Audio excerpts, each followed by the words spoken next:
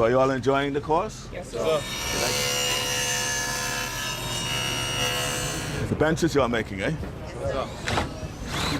We are all our brother's keepers, and that we are learning these skills not only to help each other, but to help yourselves. And this is to keep you, ensure that you get some self-worth, learn, and that's why we're investing in you all to be somebody and to contribute to your society that you live in.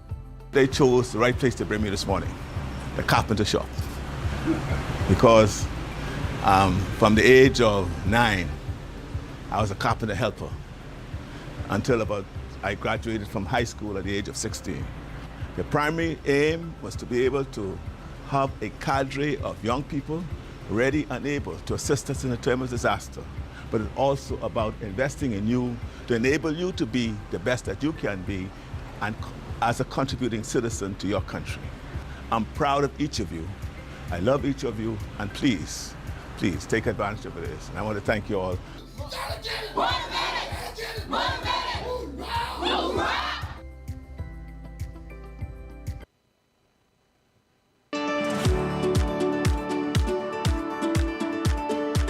Bahama's Bowl champions athletic camaraderie while drawing visitors from around the world to witness young athletes at the height of their craft, as well as the dazzling beauty of our islands and our warm Bahamian hospitality. Coming off a successful hosting of the World Athletic Relays, as well as Grifter Aquatics, the Bahamas is well positioned to further diversify its best-in-class tourism product by embracing winning opportunities in sports tourism. In fact, this year, we won the World Travel Award for Caribbean sports tourism, a testament to the progress we have made on our vision to make our nation the sports tourism hub of the region. Through the vision of sports in paradise, the Bahamas Bowl was created. This year's game will be broadcast live on ESPN on Saturday, January 4th, with a kickoff at 11 a.m. live on ESPN with free entry. On behalf of ESPN and myself, we could not be more grateful and appreciative to the Prime Minister for his support and long-term vision on the continuation of the Bahamas Bowl and sports in paradise. The economic value of sports tourism extends beyond visitor spending. It creates new career pathways, opens up new markets for local businesses, and fosters new partnerships that promise to support national development. To that end, we must continue to invest in world-class sporting facilities. We have recently opened a new gymnasium in South Andres. It's a big multi-purpose facility, well equipped to host international sporting events as well. We also have a world-class swimming complex planned for Grand Bahama that will be capable of hosting international swimming meets. As a nation of islands, each with its own unique appeal and potential, the Bahamas stands to gain immensely from a development agenda that empowers all islands. Ramping up sports tourism is just one of the many ways we are expanding opportunities for Bahamians, regardless of where they reside. We have something special here in the Bahamas, and we are always delighted when the global community comes to our shores to experience it. So I look forward to the success of this latest Bahama Bowl.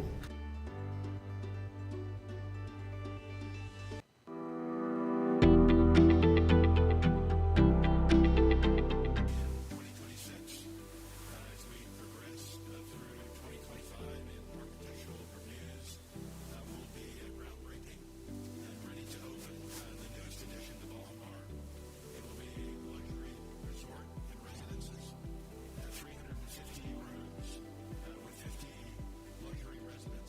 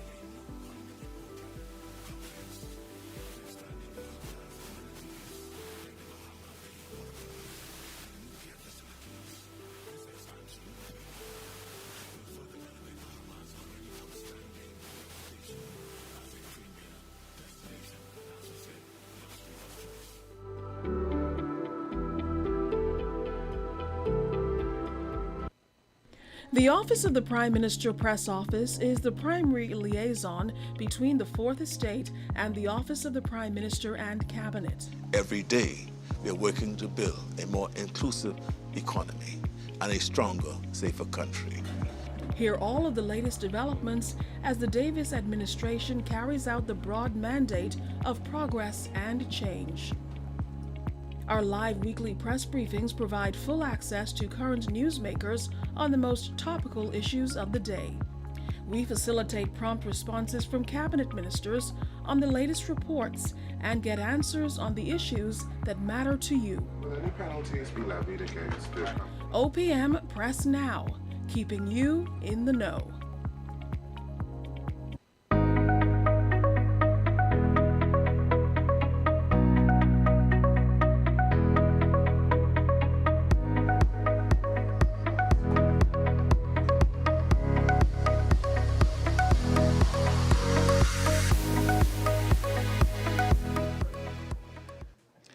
Good morning to members of the media. We also want to say a very special welcome to everyone watching on television and watching online. This morning's briefing will feature Prime Minister, the Honorable Philip Brave Davis. As you know, his administration is marking its third anniversary. Today, we will hear from the Prime Minister on some of the gains that have been made, and of course, we will be happy to engage members of the press who have questions for the Prime Minister about the progress of his administration going forward and any other issues that you may have. Members of each media house will be allowed to ask 2 questions. There is a microphone set up in the center aisle, and at the appropriate time, each reporter will be allowed to ask 2 questions. So without further ado, as we try to make best use of our time, we present to you Prime Minister, the Honorable Philip Brave Davis, Prime Minister of the Commonwealth of the Bahamas.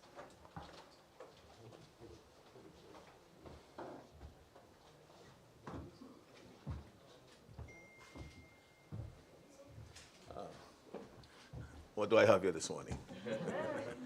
Let me just say good morning to you as members of the press. I want to thank you for joining us here today.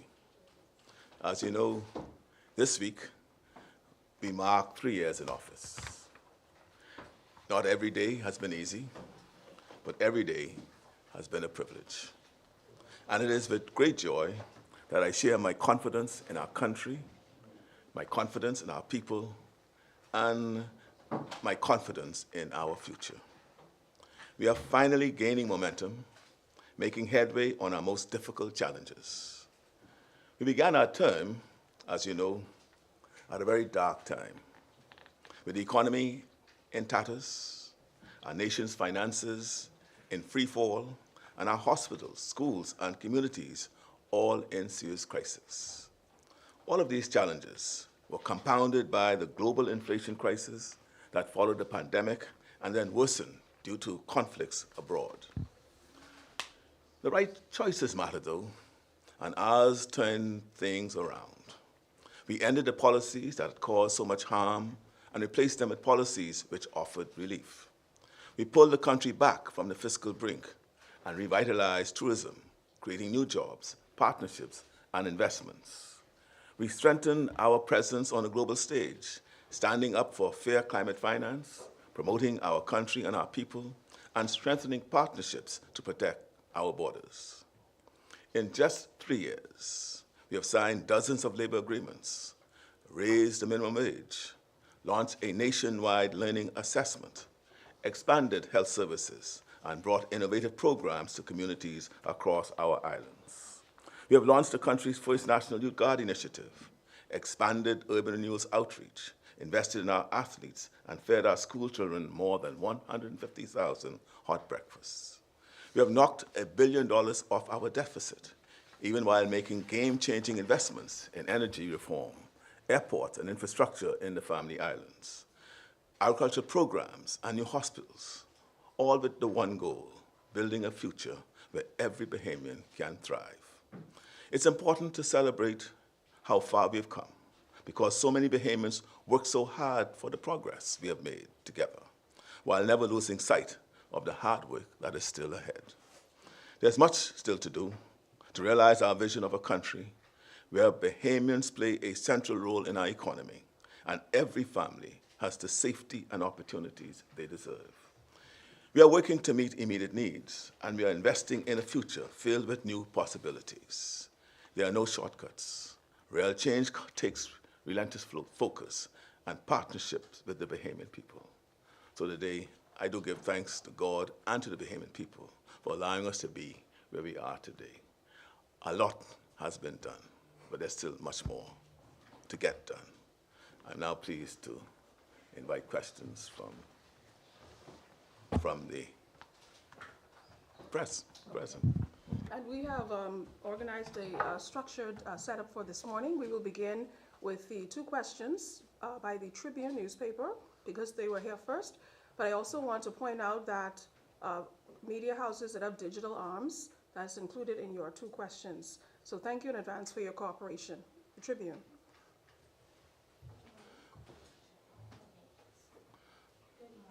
How are you doing? Morning. My first question is, given that previous administrations have promised to enact Freedom of Information Act, campaign finance legislation, and citizenship reform, many Bahamians may be wary that in your administration you say that some of these things aren't a priority. Given that the size of your cabinet and the size of the bureaucracy, or the size of just basically your government, how is it possible, or why isn't the government able to chew and walk them at the same time, or at least set up some consultancy regarding at least a draft of these ideas? Your central question speaks to why certain issues relating to campaign financing, Freedom of Information Act, have not been either carried out or followed up with us. First of all, let me just say that those matters are of concern to us. It's just not a priority in the context of where we are. When I walk and talk to Bahamian people, meet their families, they don't speak about the Freedom of Information Act.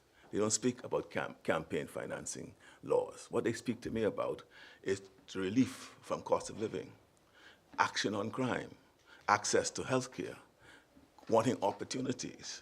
They want new businesses. They need to be able to understand what we are doing for those. And so those have risen for my priorities, and those are the things that we've been addressing. Finance, when you talk about campaign financing, that in itself is fraught with its own difficulties. You'll find the alternative to campaign financing and regulating it is the requirement that perhaps the public purse should fund election campaigns. If you check and benchmark where campaign financing is the law in various countries, you'll find that part of the access to campaign financing is from the public purse. Should I put that on the Bahamian people at this time? I don't know. And in addition, campaign financing, wherever they are, there's always loopholes to get around it. The idea of campaign financing is to streamline and to ensure that you don't have what I call improper financing of campaigns. But wherever you go, just think where they are now. People do find ways and means of promoting whom they wish to see as government without circumventing the existing laws. So it's not as easy as just ticking a box. I'm not about ticking boxes. I'm about ensuring that what I'm hearing from the Bahamian people, that I am addressing those, and I indicated to you what I'm hearing them asking me about. You're very present. Good morning, Prime Minister. Faye Simmons with the Tribune Business. So I wanted to know where you are with the Bahamas Utility Company on the generation side, and what the terms are going to look like for Bahamian people, especially with the savings and the cost of the cell, the timeline for the arrangement. Right. Thank you very much. As you are aware, for far too long, Bahamians have been paying too high a price for the service of electricity. It has stunted growth. It has it's costing the Bahamians a lot in respect to what they have to pay for living, and we're addressing it. And the time has come for someone to take what I call transformative change. Over the last several years, all we've been doing is patching, band-aiding, and not addressing what really is necessary to bring the relief that is required in that space. We are taking it on. Big changes are required. And yes, we are right now in a process, as you'll see, of revamping our grid. That is necessary. It's been antiquated. It's been around us pre-independence and only been patching ever since. We are right now on the brink, if not fixed immediately, of perhaps having nationwide shutdown of our electricity if we don't address it properly and now. And so, yes, what the Bahamians could expect, and they will be seeing it from this month forward, lower electricity, sustainable electricity, and as I said, affordable electricity going forward.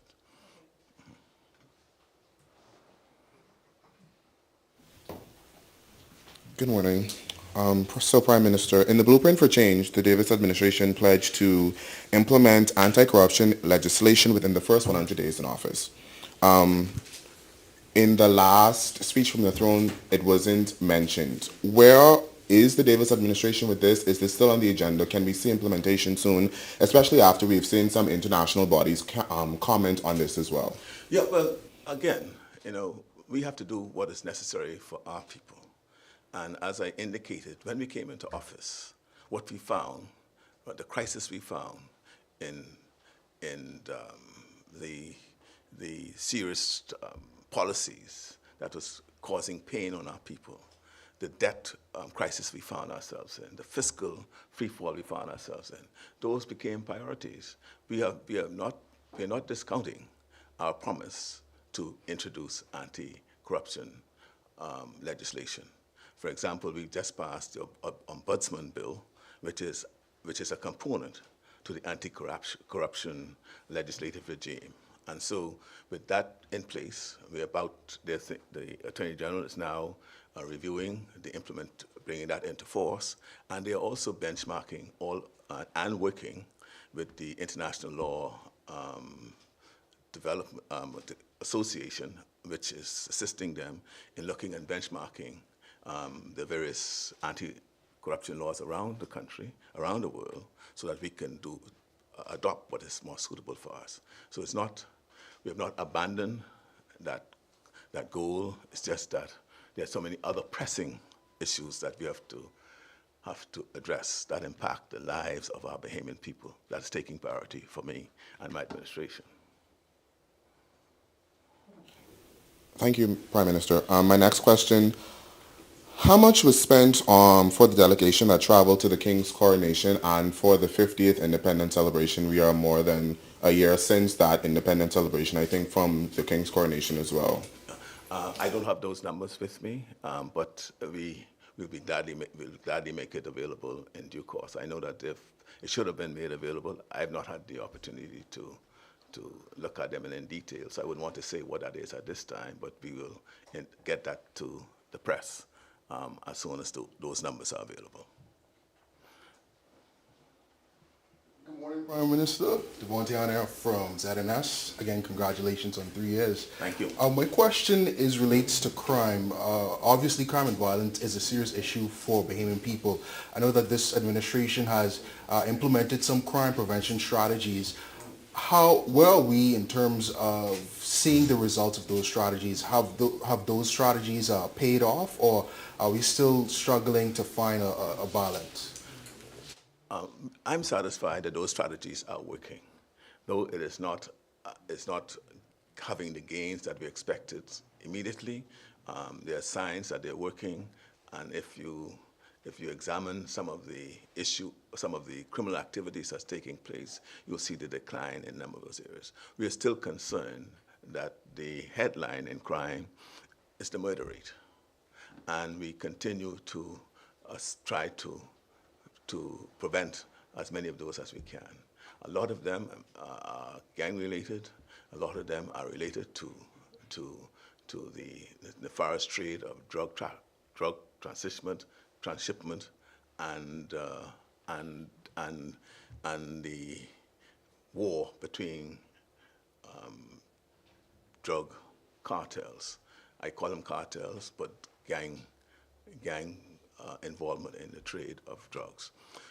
The police, of course, has been stretched in this regard. If you recall that over the last 4 years, the previous 4 years before we came into office, there had been no recruitment of police officers. There's been a lot of retirements.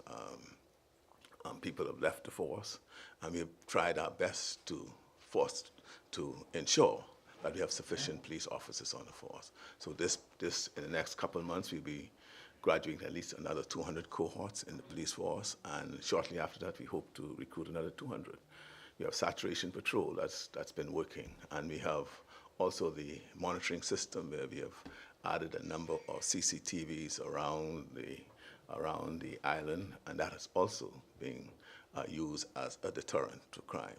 We think we are making progress. I think our 5 pillars towards the fight towards crime is working. Just a question of ensuring that we have the resources, continuing resources, to ensure that it is effective.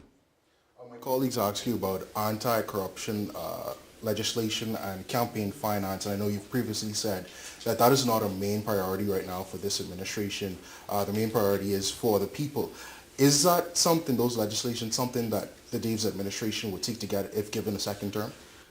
Well, we have not given up on it in this term. It's just that as soon as we're able to bring the relief and our people stop talking to me about the high cost of living, for example, stop talking to me about action on crime, and stop talking to me about access to health care.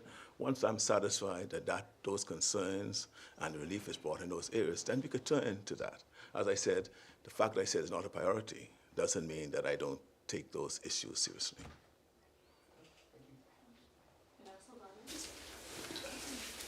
Morning, Prime Minister. Good morning, Travis. How are you? Always good to see you. In May, your government announced this deal with Pike, with BPL. And at the time, you said that the government was still ironing out the details. Has that agreement been finalized yet? We have about another week before it's completely finalized. The fundamental structures have been agreed upon, and it's just the operational details that are now being worked on. For example, we would want some what I call key performance indicators included in the operational agreement, i.e., if you achieve achievement, let's say, for example, on the transmission lines, it is indicated that we'll have at least a 30% savings that we should see passing on to consumers. So that is the representation. So, for example, we'd want that as a KPI. So if that is not achieved, then what will be the consequences? Those are some of the details we are talking about that is across all of the gamut of this arrangement. So we're making sure that whatever we do, at the end of the day, it is the Bahamian people and the consumers that are benefiting. And so those details are still being worked out, hopefully by the end of this week. Tomorrow's the end of the week, but by next week, we should be able to indicate that it has been done. And in the appropriate time, we will be, of course, passing on making sure that the details which is required for the public will be made public. So will you table that agreement in Parliament? We have no objection to doing that. And we could do that, yes. Related to this question, the government went forward with this agreement to transfer assets from BPL for shares in this special purpose vehicle. Why didn't the government consider going down a management agreement route? Well, first of all, the amount of finances that's required to transform BPL, right, was not within the remit of this government. In the context that if the government decided to go that route, we may have to look at how we increase taxes for the Bahamian people to pay for what we have to do. We met BPL with a $500 million legacy debt. To transform the T&D and the other savings that is required, we would need probably another $400 million. So we look at near $1 billion investment. The way to do that is we had to bring in partners so as not to be able to put more pain on the Bahamian people through taxes. And we were able to negotiate that position. So what we have done is we've gone into a partnership with Pike, and we have developed a partnership where the Bahamian people will be a part of that as well. So we transferred the the T&D, the transmission and distribution, to a special vehicle, special purpose vehicle that will own that T&D, but that ownership will still be with BPL and with the partnership with Pike and other Bahamians who would invest in that special SPV.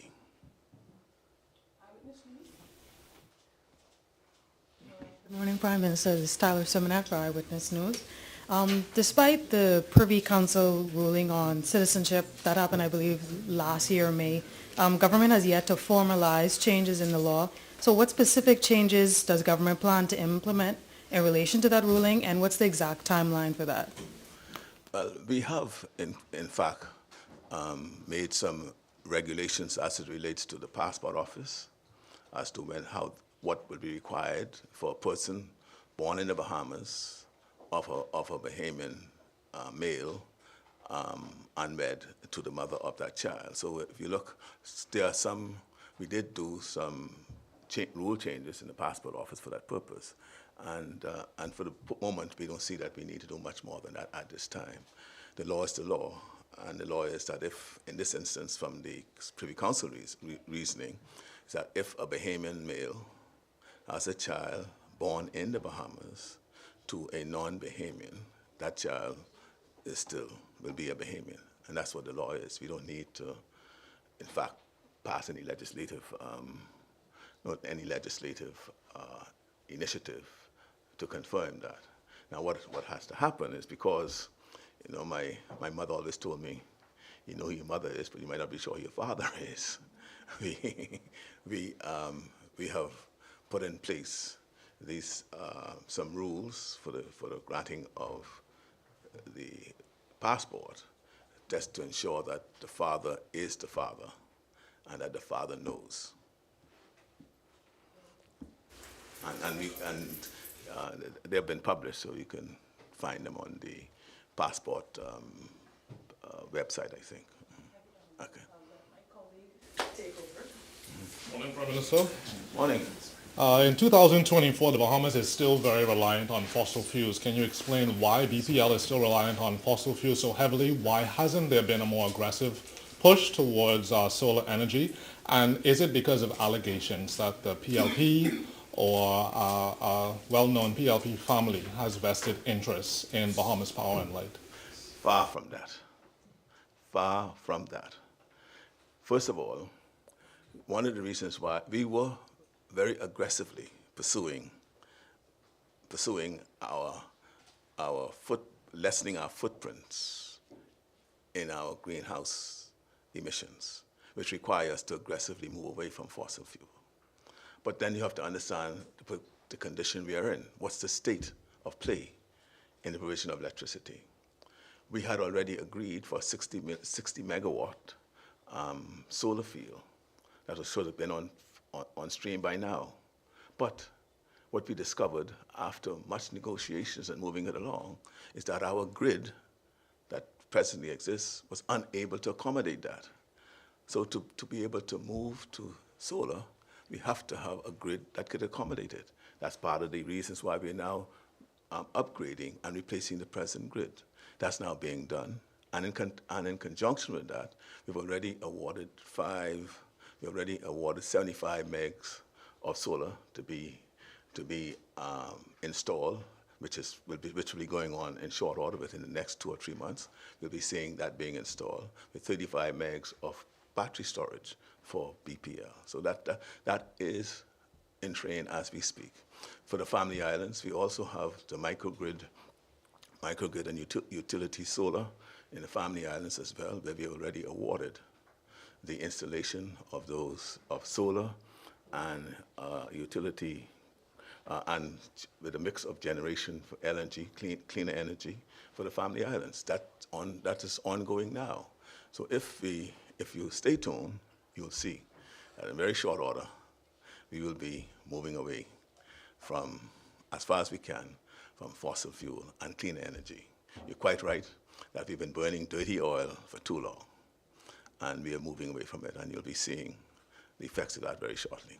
And as you know, climate change and reliance on fossil fuel has been one of my singular foreign policy initiative to try to get the world to appreciate what's been happening to our little country when it comes to the emissions of greenhouse gases.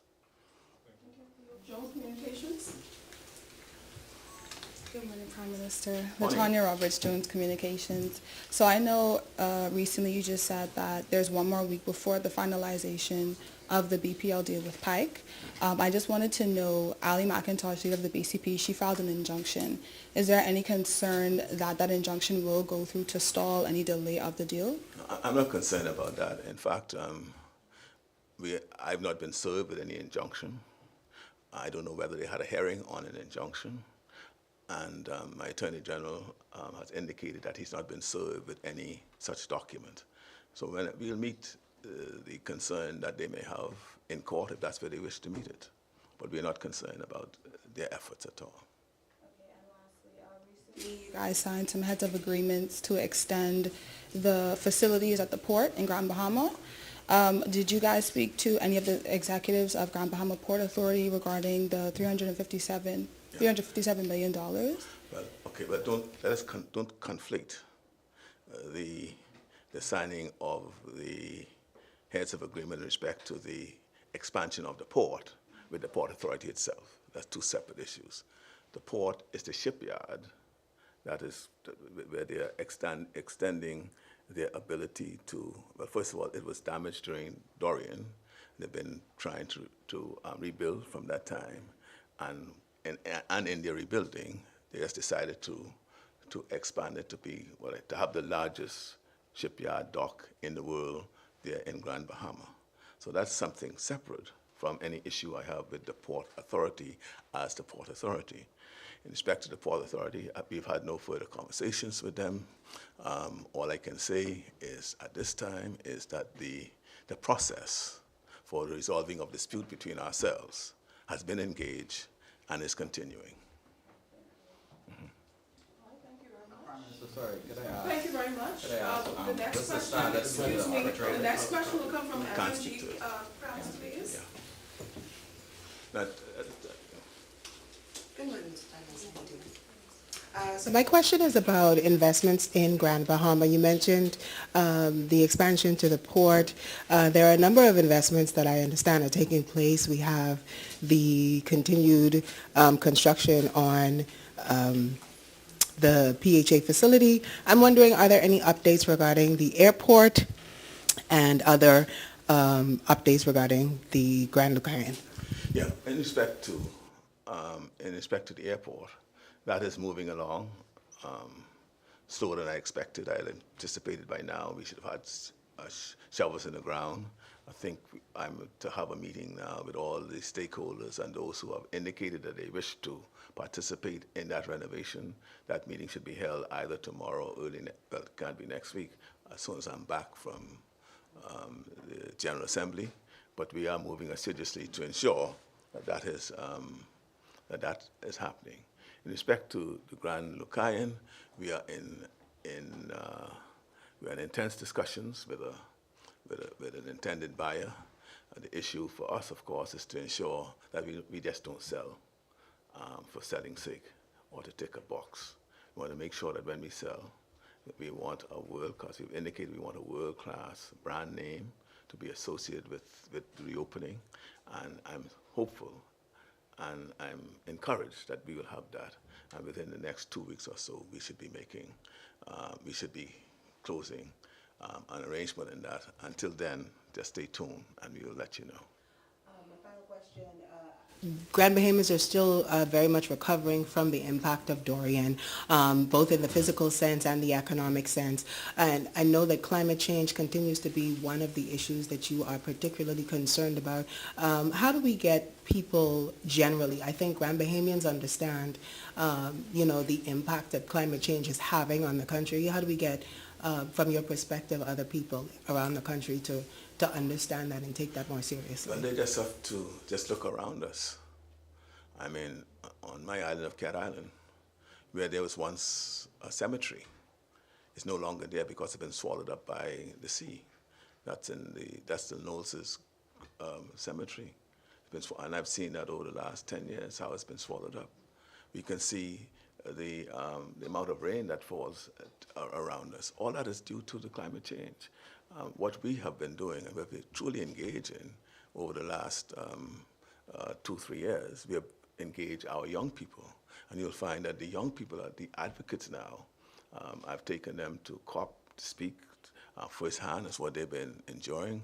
About in Sharm el-Sheikh, I took a 13-year-old girl out of from Iguana, and she went and she spoke about how she remembered when her grandparents used to go in the field, and now it's too hot for some of the crops to grow because of climate change. And I just urge Bahamians just to consider, because we are in the alleyway of hurricanes.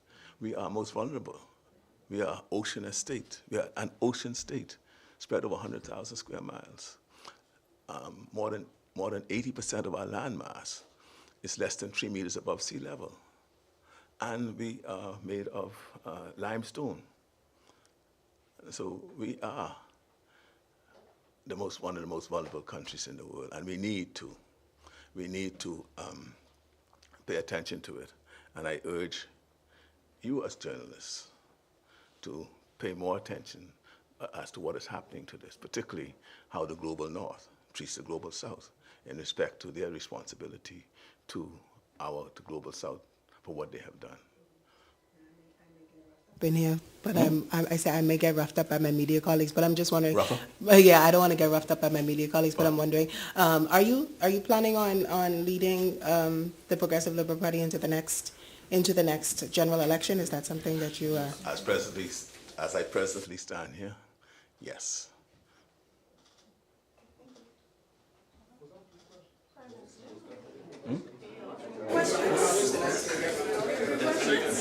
Okay, thank you, everyone. The Prime Minister has agreed to take a couple of extra questions, and we will go in order.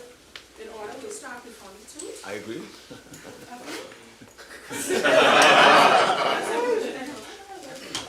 I'll take one question from Travis. Yes. Anik, sorry, the other question. Yeah. Okay.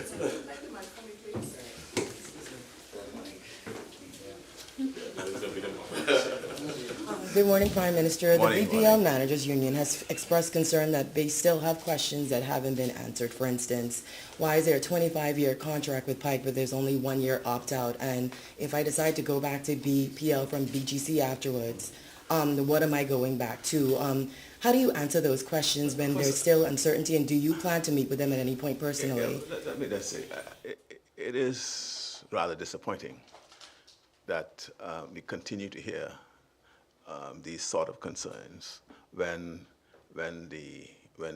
both unions' executives have been assured by me in meetings before that they need not be concerned about their workers, as we intend to ensure that we live up to our industrial agreement, that workers are, their job is secure, and there'll be no change in their arrangements.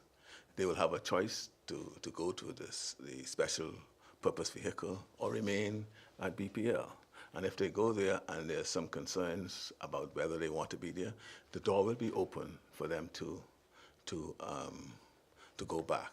Those details, I know that the minister has agreed to have what I call a transitional team that will meet with the unions and address any of those issues.